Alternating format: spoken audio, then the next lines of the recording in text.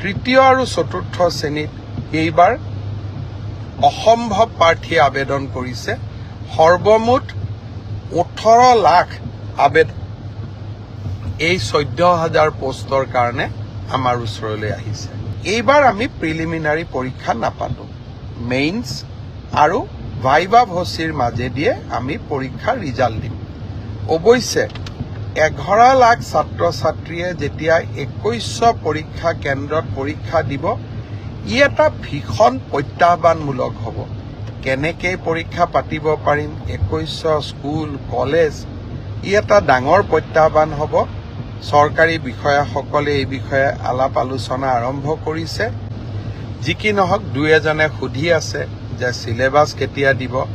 মই অহা পৰহি বা মেক্সিমাম 4 দিনৰ ভিতৰত সিলেবাছ দুখন প্ৰকাশ কৰিবৰ বাবে মই ৰিক্ৰুটমেণ্ট কমিশ্যনক নিৰ্দেশ দিছোঁ।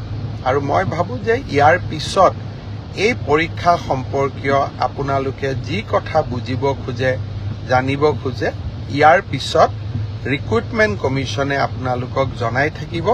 মই মুখ্যমন্ত্ৰী হিচাপে এই প্ৰক্ৰিয়াটোৰ পৰা খুব প্ৰয়োজন নহ'লে আজিৰে পৰা আঁতৰত থকাটো উচিত হ'ব। তৃতীয় আৰু চতুৰ্থ শ্ৰেণীৰ চাকৰিত APSCৰ ধৰণে পৰীক্ষা কিয় হ'ব লাগে? দৰাচলতে আচল কথাটো হ'ল যে আমি APSCৰ ষ্টেণ্ডাৰ্ডৰ প্ৰশ্ন কাটিব খোজা নাই। APSCৰ ধৰণৰ পৰীক্ষা, তাৰমানে প্ৰথম প্ৰিলিমছ হ'ব, তাৰপিছত মেইনছ হ'ব আৰু তাৰপিছত আমাৰ ভাইভা হ'ব। কিন্তু পৰীক্ষাৰ প্ৰশ্নৰ ষ্টেণ্ডাৰ্ড চতুৰ্থ শ্ৰেণীৰ কাৰণে APSCৰ দৰে নহয়। পৰীক্ষাৰ প্ৰশ্নৰ ষ্টেণ্ডাৰ্ড মেট্ৰিকৰ দৰে হ'ব, হায়াৰ ছেকেণ্ডেৰীৰ দৰে হ'ব।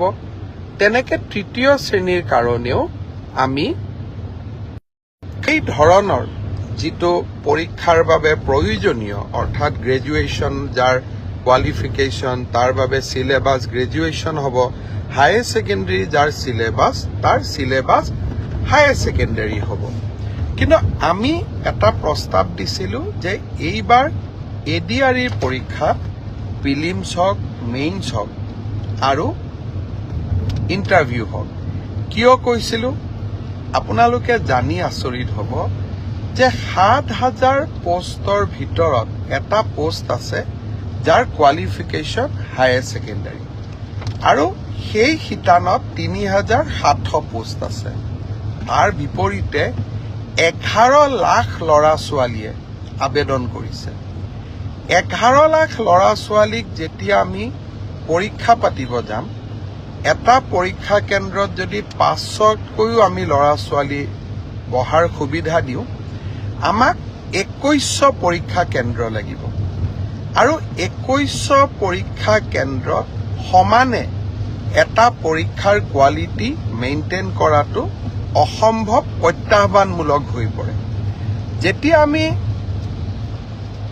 2100 পৰীক্ষা কেন্দ্ৰত আমি পৰীক্ষা পাতিম, কৰবাত ইনভেজিলেটৰজন ইমান ভাল কোৱালিটিৰ নহ'ব পাৰে, কৰবাত লিকেজ থাকিব পাৰে, কৰবাত চাকৰিত ইজনে সিজনক সহায় কৰাৰো অভিযোগ থাকিব পাৰে। যদি আমি প্ৰিলিমছত এই অভাৱ বা অভিযোগ যিসমূহ থাকিসমূহৰ পৰা আমি যেতিয়া প্ৰিলিমছৰ পৰীক্ষাৰ ফলাফল দিম, প্ৰিলিমছত 1 লাখ ল'ৰা ছোৱালীয়ে পাছ কৰিব। আৰু 1 লাখ ল'ৰা ছোৱালীক আমি যেতিয়া মেইনছ পৰীক্ষা পাতিম, তেতিয়া তাত পৰীক্ষাৰ কোৱালিটিটো আমি খুব সূক্ষ্মভাৱে মেইনটেইন কৰিব পাৰিম। অৰ্থাৎ শেষলৈ গৈ যোনে চাকৰি পাব, তাত কোনো ধৰণে কোনো কেণ্ডিডেটে কম্প্ৰমাইজ কৰি চাকৰি পোৱাৰ সুবিধা নাথাকে। সেইকাৰণে UPSCৰ পৰীক্ষাই হওক, APSCৰ পৰীক্ষাই হওক, 3টা তৰপত পৰীক্ষা পাতে। পৰীক্ষাৰ প্ৰশ্নৰ কাকতবোৰ APSC UPSCৰ দৰে নহয়। দুজন মানে কৈ আছে চতুৰ্থ শ্ৰেণীৰ কাৰণে APSCৰ দৰে পৰীক্ষা কিয় হ'ব লাগে? চতুৰ্থ শ্ৰেণীৰ ইণ্টাৰভিউত APR জনে ক্লাছ 10ৰ ষ্টেণ্ডাৰ্ডে পৰীক্ষাৰ প্ৰশ্নৰ উত্তৰ দিব। কিন্তু প্ৰিলিমছ আৰু মেইনছৰ মাজেদি যেতিয়া সৰকি আহিব, তেতিয়া চাকৰি যোগ্যজনে পাব। মোৰ এটাই লক্ষ্য আছিলে যে চাকৰি যাতে যোগ্যজনক বাদ দি আন কোনোৱেও নাপায়, কাৰণ চৰকাৰী চাকৰি যোগ্যতাৰ আধাৰত হলে আমাৰ ছাত্ৰ ছাত্ৰীসকলৰ শিক্ষা ব্যৱস্থাৰ ওপৰত আস্থা উভতি আহে। যোৱাবাৰ আমাৰ এটা পৰীক্ষাত কেণ্ডিডেট আছিল 6 লাখ, এইবাৰ এটা পৰীক্ষাত হ'ব আমাৰ কেণ্ডিডেট 11 লাখ। প্ৰিলিমছ মেইনছৰ মাজেদি আমি আহিলে আমাৰ বহুখিনি চেক এণ্ড বেলেঞ্চ আমি কৰিব পাৰিলোহেঁতেন। কিন্তু যি নহওক, মই বিশ্বাস কৰোঁ যে চৰকাৰৰ সিদ্ধান্ত যিমান হওক আমি বিতৰ্কৰ ঊৰ্ধত ৰাখিব লাগে। দুই এজন ৰাজনৈতিক দলেই হওক বা আমাক বেয়া পোৱা দুই এজন ব্যক্তিয়ে হওক, চৰকাৰৰ প্ৰতিটো কথাতে তেওঁলোকে বিতৰ্ক হোৱাটো বিচাৰে। আৰু বিতৰ্কৰ পৰা তেওঁলোকৰ যে কিবা লাভ হয় এনেকুৱা নহয়, যেন বিতৰ্ক কৰি চৰকাৰখনৰ ভাল প্ৰচেষ্টাসমূহকো তেওঁলোকে যাতে কৰবাত নিগেটিভিটিলৈকে ৰূপান্তৰ কৰিব পাৰে।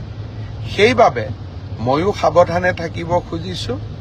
এইবাৰ আমি প্ৰিলিমিনাৰী পৰীক্ষা নাপাতো, মেইনছ আৰু ভাইভা ভচিৰ মাজেদিয়ে আমি পৰীক্ষাৰ ৰিজাল্ট দিম।